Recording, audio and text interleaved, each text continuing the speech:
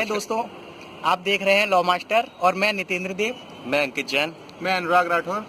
एक बार हम आपके लिए फिर एक और वीडियोस लाए हैं जिसमें आज हम आपको बताएंगे मैरिज एंड डाइवोर्स के बारे में। ये ऐसा क्वेश्चन है जो सभी यूथ के बीच एक हॉट टॉपिक बना हुआ है। हालांकि हम मैरिज एंड डाइवोर्स की आज जो बात करेंगे वो करेंगे with regard to Hindu laws. Hindu laws में मैरिज क्या है, हिंदू लॉज में हाउ मैरिज कैसे करें और उसको डाइवोर्स कैसे करें, बहुत सारी चीज। लेकिन लीगल वेज क्या है, जैसा कि आप सभी जानते हैं हिंदू लॉ में मैरिज एक मोस्टली ट्रेडिशनल होती है, लेकिन यहाँ पर हम डिस्कस करेंगे कोर्ट मैरिज और रजिस्ट्रेशन ऑफ मैरिज। तो बहुत सारी चीज है। जैसे अब एक लेटेस्ट लॉज आया है हमारे स्टेट गवर्नमेंट ने, और साथ ही साथ हिंदू मैरिज एक्ट की सेक्शन 8 भी बोलती है कि every marriage must be registered. Supreme court का जो केस था सीमा वर्सेज अश्वनी वाला, उसमें उन्होंने ये कहा कि every marriage must be registered, यानी हर मैरिज का रजिस्ट्रेशन होना चाहिए।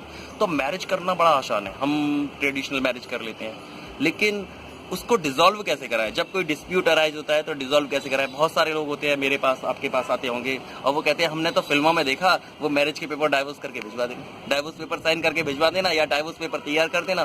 तो उस तरह से मैरिज डिसॉल्व नहीं हो सकती। मैरिज डिसॉल्व करने का एक स्पेसिफिक तरीका है। अगर आपकी मैरिज हिंदू लॉ के अकॉर्डिंगली हुई है, if you are govern by Hindu law, तो आपकी मैरिज केवल और केवल हिंदू मैरिज एक्ट में जो डिसॉल्यूशन ऑफ मैरिज के प्रोविजंस है उससे ही डिसॉल्व हो सकती है। अगर आपकी मैरिज स्पेशल मैरिज एक्ट में हुई है तो स्पेशल मैरिज एक्ट की जिस भी आप लॉ से गवर्न होते हैं, हिंदू लॉ या स्पेशल इंडियन डाइवोर्स एक्ट है 1816 का, तो वहां से गवर्न होगी।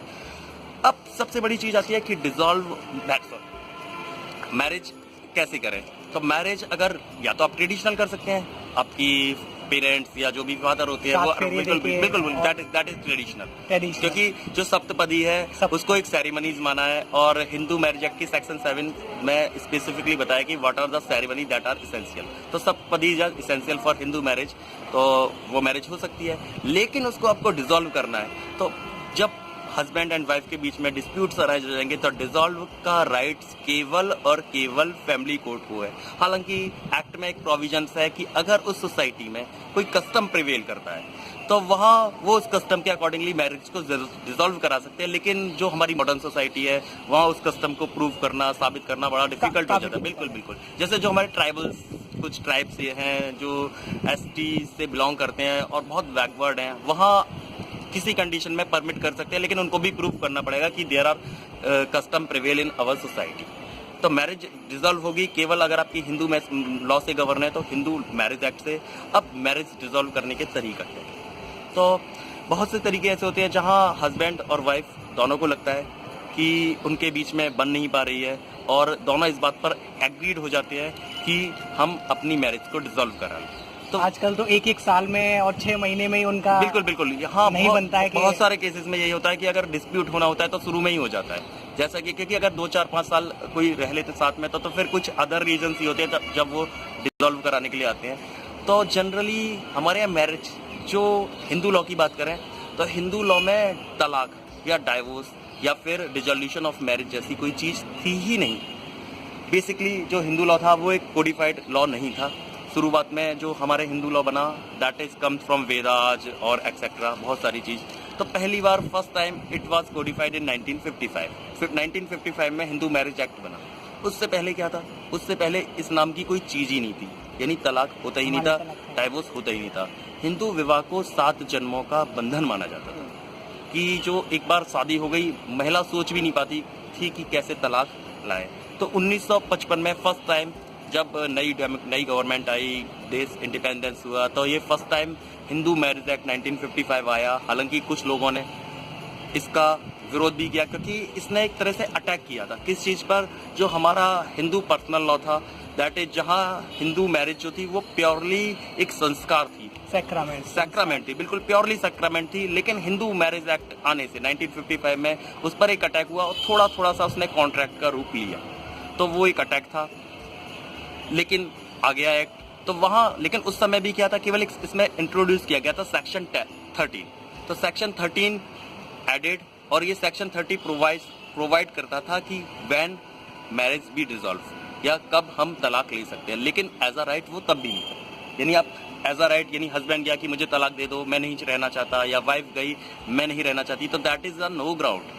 वहां आपको बताना पड़ेगा कि आप क्यों नहीं रहना चाहते। देयर आर सर्टेन ग्राउंड्स, जैसे कुछ ग्राउंड्स हैं वो हस्बैंड के लिए भी है, वाइफ के लिए भी है, कुछ कॉमन ग्राउंड्स हैं वाइफ के लिए, कुछ एक्स्ट्रा ग्राउंड्स। तो वो ग्राउंड्स है, जो भी पिटिशनर होगा, चाहे वो वाइफ हो या हस्बैंड हो, उनको कोर्ट में आना पड़ेगा और उनको वो ग्राउंड्स प्रूव करनी पड़ेंगी कि हमारा जो केस है वो इन ग्राउंड्स में आता है, तभी दे आर या शी आर और ही आर एंटाइटल फॉर डाइवोर्स। ठीक है, स्थिति यहीं तक चलती रही। इसके बाद क्या हुआ, 1976 में एक नया प्रोविजन ऐड हुआ। वहां क्या हुआ, 1976 में नया सेक्शन ऐड किया, that is section 13B। 13B Hindu marriage act. इसमें एक प्रोविजन ऐड किया, mutual divorce. Divorce with mutual consent means पति पत्नी वेयर बोथ आर एग्रीड, वहां मैरिज डिसॉल्व होता है। आपसी समझौता। बिल्कुल बिल्कुल आपसी सहमति। तो इसको break down theory of Hindu marriage भी बोला गया, क्योंकि एक तरह से नया कंसेप्ट आ गया। अभी तक हिंदू लॉ में ये तलाक का कंसेप्ट नहीं था, तो इससे बहुत चेंज आया, मेजर चेंज आया। यहाँ अब तलाक कैसे ले सकते हैं, where both parties are agreed, जहाँ पति और पत्नी दोनों को लग जाए कि हमारी मैरिज अब आगे नहीं चल सकती, तो वहाँ इस सेक्शन या इस प्रोविजन के अंडर वो डाइवोर्स के लिए अप्लाई कर सकते हैं इन द कोर्ट। लेकिन फिर स्पेशली बताना चाहूँगा कि अगर बहुत सी सोसाइटीज़ में क्या होता है, दोनों लोग एग्रीड हैं, पंचायत बिठाते हैं और कागजों पर लिख देते हैं, लेकिन that is not valid, that is the only paper, waste paper. बिल्कुल बिल्कुल गैस पेपर है। हालांकि अगर वो ये प्रूव कर दे कि उनकी सोसाइटी में ऐसा कस्टम प्रिवेल है, तो वो एक हद तक वैलिड हो सकती है, लेकिन it is very hard to prove, बहुत टफ है। बिल्कुल। तो ब्रेक डाउन, तो अब इसका प्रोसीजर क्या है। तो फर्स्ट ऑफ ऑल, जो भी पार्टीज या जो भी कपल इस प्रोविजन जो नया 76 में ऐड हुआ उसके अंडर डाइवोर्स लेना चाहते हैं, तो उनको फर्स्ट ऑफ ऑल वो पिटीशन कब फाइल करेंगे, तो वो पिटीशन फाइल होगी from the date of separation. यानी वहां उनको ये दिखाना पड़ेगा कि हम पर्टिकुलर डेट से सेपरेट रह रहे हैं, और उस डेट के इलैप्स से 1 ईयर तक कोई पिटीशन फाइल नहीं होगी। जब वो 1 ईयर कंप्लीट हो जाए उसके बाद पिटीशन आएगी। यानी जब तक विवाह होने के 1 साल तक वो पिटीशन फाइल। विवाह होने से नहीं, यहाँ थोड़ा मैं आपको करेक्ट करूंगा। अच्छा, यहाँ विवाह होना नहीं है, यहाँ है डेट ऑफ सेपरेशन। मैं एग्जांपल देता हूँ, जैसे उनका विवाह भले ही 2005 में हुआ, 2005, ठीक है, लेकिन वो 2005 से 2015 तक साथ रह रहे हैं जी, 2017 तक साथ रह रहे हैं। तो 17 में अगर वो जनवरी 2017 से सेपरेट हुए, तो जनवरी 2018 तक उनकी कोई यानी म्यूचुअल डाइवोर्स की पिटीशन नहीं आ सकती। बिल्कुल। यहाँ डेट ऑफ मैरिज नहीं है, डेट ऑफ मैरिज नहीं है, यहाँ है डेट ऑफ सेपरेशन। तो जब वो 6 महीने या 1 साल का टाइम पूरा हो जाएगा, 1 साल के बाद वो पिटीशन फाइल करेंगे, उसके बाद भी कोर्ट उसी दिन एंटरटेन नहीं करेगा, उसी दिन उनको डाइवोर्स की डिक्री ग्रांट नहीं करेगा, भले ही उनकी कंसेंट है। क्योंकि कभी कभी हमने सोसाइटी में देखा होगा, रात में पति पत्नी में लड़ाई हुई, थोड़ा सा तनाव हुआ, 2-4 दिन तक तनातनी बनी रही और वो एकदम कोर्ट में चले गए। लेकिन ये हो सकता बाद में उनको रियलाइज होगा कि वी आर ऑन फॉल्ट, हमारी गलती थी। तो इस स्थिति से बचने के लिए वहाँ एक प्रोविजन डाला, दैट इज द पीरियड 6 महीने का मिनिमम पीरियड है, दैट इज मैंडेटरी, और इसको कूलिंग पीरियड बोला जाता है। यानी जिस दिन पिटीशन फाइल होगी उसके 6 महीने बाद सेकंड टाइम दोबारा पिटीशन प्रेजेंट होगी, वहां उनसे पूछा जाएगा कि क्या अभी भी आप अपने उसी जो 6 महीने पहले डिसीजन था उस पर स्टैंड करते हैं या नहीं।